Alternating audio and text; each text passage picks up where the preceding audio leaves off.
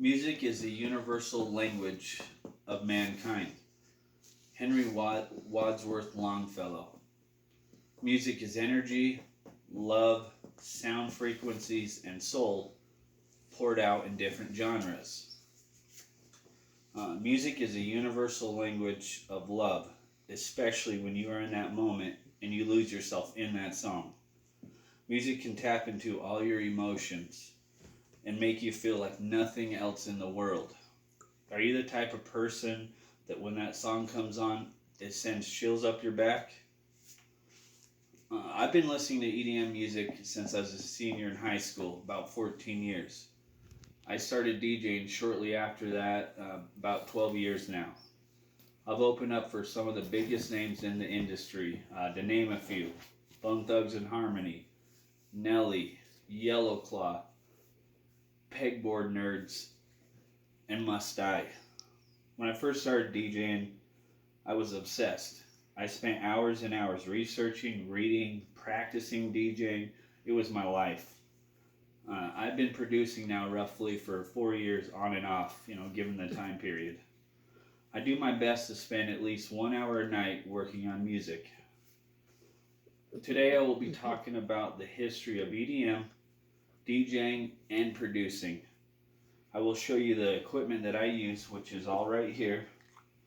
And then lastly, I will discuss briefly the production and creation of music itself. What is EDM? EDM is electronic dance music.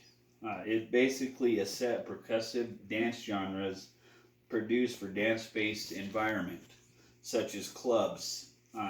DJs who run the clubs, they perform a live mix at the shows, or even online nowadays, thank you coronavirus, that are made up of different songs and sounds, creating dance music.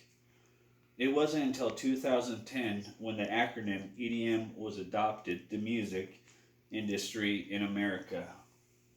Magnetic, 2015, October 7th, stop calling EDM EDM. One of the first songs that was introduced into EDM in America was in 1977. The song I Feel Love by Donna Summers was produced by a famous Italian DJ, producer, and songwriter, Giorgio Moroder and Pete Belletti, which he is featured right there in his own little recording studio. How has it changed?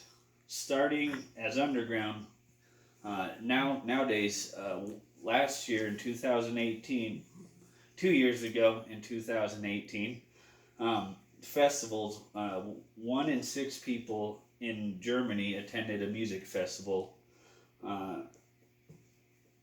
It started from synthesizers, which is featured here, and nowadays it's on this simple little right here,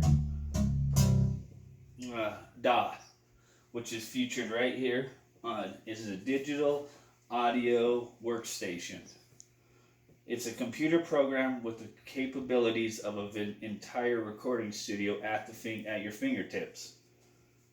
Examples of some: Studio One, Arcade, Fruity Loops, Bitwig, and Ableton. Also known very well in the music industry are plugins, such as Serum, which you see here. A plugin is just an add-on to your program where you can make specific sounds or edits or create any type of sound frequency you can think of.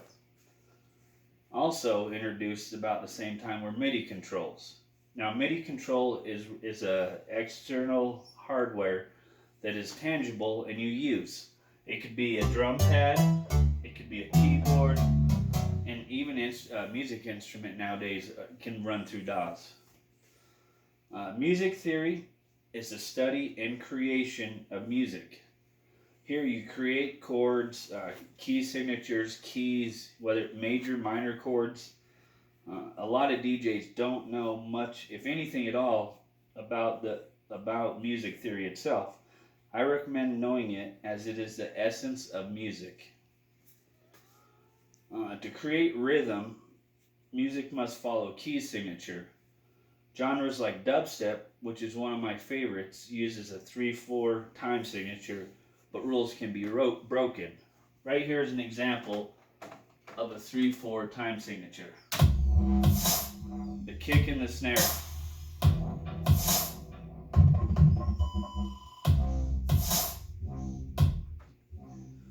EDM relies heavily on kicks and snares.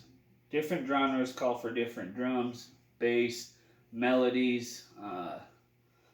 Dubstep uses a lot of low end bass. Low end bass is a frequency that's 250 hertz and below. Hertz is a frequency that the sound actually lives in. That vibration in your car stereo, that's low end bass.